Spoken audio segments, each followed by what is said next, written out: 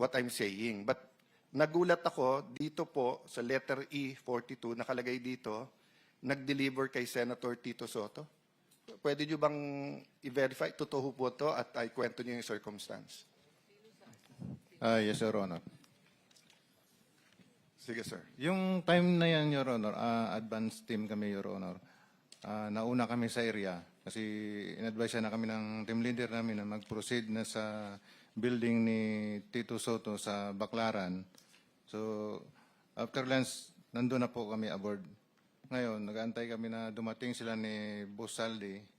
Pero na dumating sila, ngayon, na okay na yung area, nariko na namin. Pagdating nila, na ako nag-guide po doon sa baba. Parang may basement sa gilid po. Ngayon, dumiretso yung limo ni boss, umikot, tapos nag-drop off. Tapos umakyat sa parang nagdanan, Your Honor. At tapos may elevator. Kasama niya po si A.A. Mark, saka si Paul, saka yung SO niya po nga si Police Major Dichoso po. Tapos noon, pasakay siya sa elevator, may pagbukas ng elevator, may nagsalubong po doon. Sumakay sila. Tapos yung malita po na dala po namin, dala po ng mga kasama ko, tulak-tulak po nila yung dalawa, hinabol ko yung dalawa, at sinambay po sa elevator. Tapos yung the rest po na ibang malita, hindi po nakahabol, nauna na po akyat sa taas po. Anong dineliver nyo? Pera? Pera po. Alam mo magkano? Large po, malaki. Large, ang large usually ang laman ay 40 to 70 po. so ilan ang dineliver? Mga 40 to 70 po yung So isang laman po. maleta lang. 5 po, 5. 5 maleta na Opo. tig for 40. Yes, Your Honor. Yeah. So more or less kailan to? Again, Your Honor. More or less kailan? When? Year 2024 po, bago mag... Campaign period. Yes po. Okay.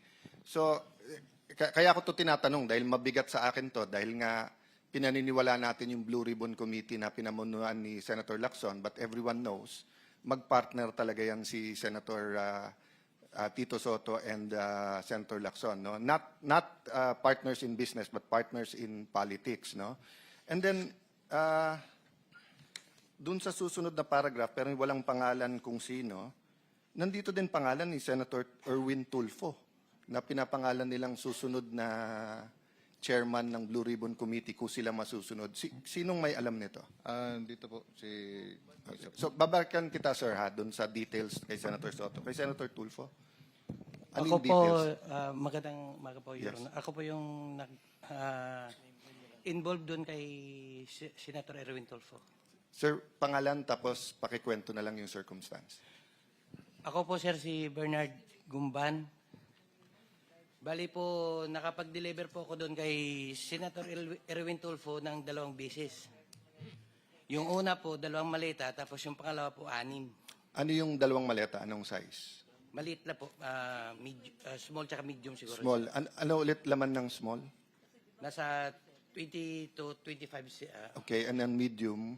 Yung medium po, Ay, medium ata yung 20 to 25, no? Tama ba? maliit po. Yung small po, Okay, tapos yung medium. nasa 40 to 50. Okay, so ang dineliver mo is from 60 to 70. Okay.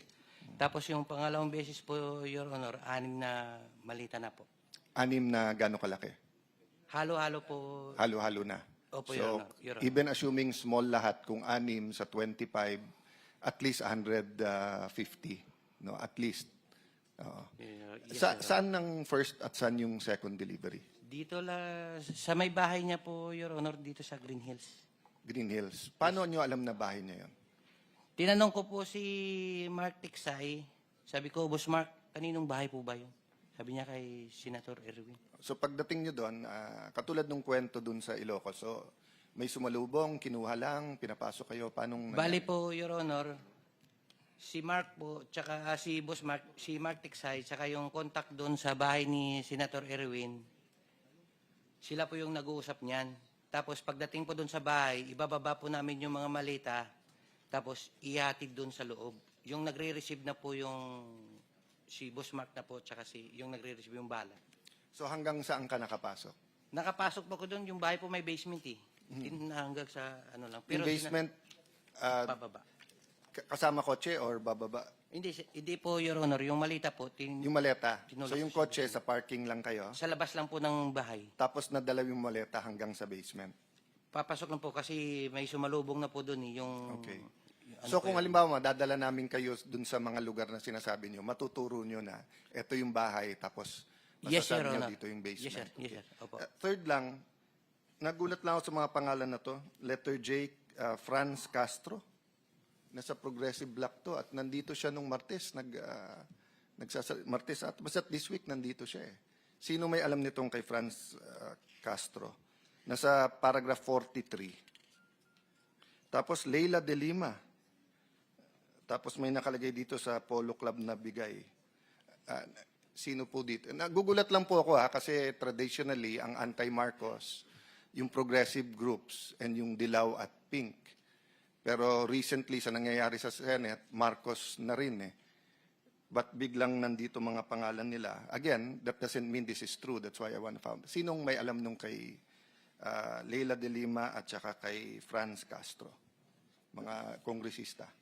Si Franz Castro, Your Honor, laging ka-meeting niya nila Boss Saldico sa opisina niya doon sa Congress po at saka sa Townhouse. Then pagkatapos po ng meeting nila, paglabas po, may mga bit-bit na po yan silang mga paper Pag bag. sinabing sila, sino pa usually kasama ni Franz Castro? Not necessarily sa pera, sa meeting. Yung babae rin yun, Your Honor, yung lagi niya kasama. Tatlo yan sila, Your Honor, kasama si Raul Manuel at saka yung isa pa. Si Franz Castro at saka si Brosas, Your Honor. Okay. How about yung kay Leila de Lima? Sinong may alam? Si Laila de Lima po, lagi po yan sa Townhouse. Ka-meeting po sila boss. Then, pagkatapos po niyan, ganun din po, may dala-dala na rin po yan. Kuha niyan, Your Honor, Quadcom hearing. Kailangan nating i-clarify muna, no? Kasi yung pagkabanggit nyo kay Congresswoman Laila de Lima, kasama siya sa mga congressmen ng 19 Congress. Hindi pa siya congresswoman noon eh. Bakit siya kasama rito dun sa listahan ninyo sa paragraph 43? Yan po yung, siguro po may lapses po kami dyan. Kasi, Your Honor, Napagkamalan nyo siyang congresswoman noong panahon na yon. nung congresswoman, nung panahon na yun, Your Honor, hindi pa po siya kongresista. Pero yung namimit na po kami ni Attorney Baligod, congresswoman na po kasi siya, kaya nasama po dyan sa mga congressman po. Kasi bukod sa kanya, itong tunay na mga congressmen na nilist down nyo sa paragraph 43, babanggitin ko na, salita nyo naman ito eh. Ito yung mga nag-deliver po kami mismo sa bahay ng ilan, sa HOR, at yung iba kinuha nila sa Unit 8 o Unit 9 ng Polo Club Townhouse, Forbes Park. Sila yung mga sumusunod. Benny Abante, Sia Adyong, Jose Alvarez. Dito binabanggit ninyo kung saan kinuha eh. Halimbawa, si Benny Abante, kinuha niya sa House of Representatives saka sa Townhouse. Si Sia Adyong, mga congressman po ito House of Representatives niya kinuha. Jose Alvarez sa Forbes Park House. Jojo Ang, Townhouse. Julien Baronda, Townhouse. Ace Barbers, Townhouse. Ching Bernos, House of Representatives. Arlene Brosas, House of Representatives, Townhouse. Franz Castro, House of Representatives, Townhouse. Joel Chua, House of Representatives. Manix Delipe, House of Representatives. Ito nga, si Laila de Lima, Townhouse din niya kinuha. Dan Fernandez, House of Representatives, Townhouse. Janet Garin, House of Representatives, Townhouse. Dong Gonzales, Townhouse. J. Konghun, House of Representatives at Townhouse. Jerbil Luistro, House of Representatives. Raul Manuel, House of Representatives and Town House. Ito yung mga makabayan group na sinasabi ni Senate President kanina eh. Raul Manuel, Franz Castro, Arlene Brosas. Ito yung makabayan block. Na kapag nagsasalita sila sa House of Representatives, matagal ko po silang nakasama roon eh. Wala nang ginawang mabuti ang gobyerno. Palagi sila na nang mabuti. Na parang sila, ay ngayon pala eh, di ko sinasabing totoo lahat ito, kaya kayo nandito para patibayan ninyo, para tindigan ninyo na totoo lahat ang sinabi nyo rito. Sandro Marcos, Forbes Park, Paulo Ortega, House of Representatives, Joseph Paduano, House of Representatives, Townhouse, Stella Kimbo, House of Representatives, Townhouse and Residence, J.J. Suarez, House of Representatives, Erwin Tulfo, ayun, Green Hills, House of Representatives. Itong lahat po ng binanggit ninyo na mga ngayon ay naglilingkod na miyembro ng House of Representatives, yung iba naman ay wala na, kailangang mapatibayan natin sa pagitan ng inyong individual o sama-samang paglalahad na tama lahat na sila ay nakatanggap sa iba't ibang paraan at iba't ibang lugar ng salapi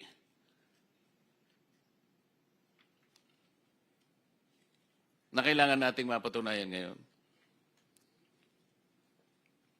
Sino gusto magsimula? Kailangan mapatibayan natin lahat ito. Your Honor, itong mga dating mga sundalo natin ay meron silang na-share sa akin na screen capture ng kanilang chat group, no? Kasi ang nangyayari po noon, may chat group sila. Pag mag-deliver sila ng pera sa isang personalidad, ay kinukuhanan nila ng picture. At ipinapasa sa chat group nila. Pag nakita po yun ni Ginoong Zaldico, fino-forward niya doon sa recipient at sinasabi, okay na ako sa iyo ha, etc. Pero kung kasama mismo si Ginoong Zaldico sa pag-deliver, hindi na nila napipicturan. Hindi, yun lamang, maski na yun, pwedeng tanggapin ng komite. Dahil ang importante lang, mapatibayan natin na itong mga taong binanggit natin ngayong umaga, sapagkat ito naman ay nasusulat sa inyong pinagsama-samang salaysay, merong mapagbabatayang... Ito po noong April 8, Tuesday po ito, may nag-text yung si Police Captain Alvin Nugid, yung parang team leader po nila. Sabi niya, Franz Castro, saka Arlene Brosas, dito na sila, sir. Tapos may sagot, sir, may kasama pa daw sila, continue daw. Pabato na lang, sir, sa tropa sa baba. And then may naipasa rin nga sa akin na isang picture ni Congresswoman Brosas doon sa opisina ni Congressman Saldico, no? So si Congresswoman So lahat ng nabanggit nating mga public figures ngayon, merong mga confirmatory na ebidensya sa chat ninyo, kung hindi man litrato, confirming that all of them Opo, received these kickbacks. yung pag-receive po ng kickback, sabi ko, pinapadala sa chat group nila. Yun nga, merong coverage na chat group report, kung ano man ang tawag ninyo, para mapatunayan nating isa-isa ang mga ito na nakatanggap ng kickback. Hindi po exactly na one-on-one correspondence po, no? Dahil yung iba po na na-capture nila sa screenshots, through screenshots, nakuha po sa telepono ng iba.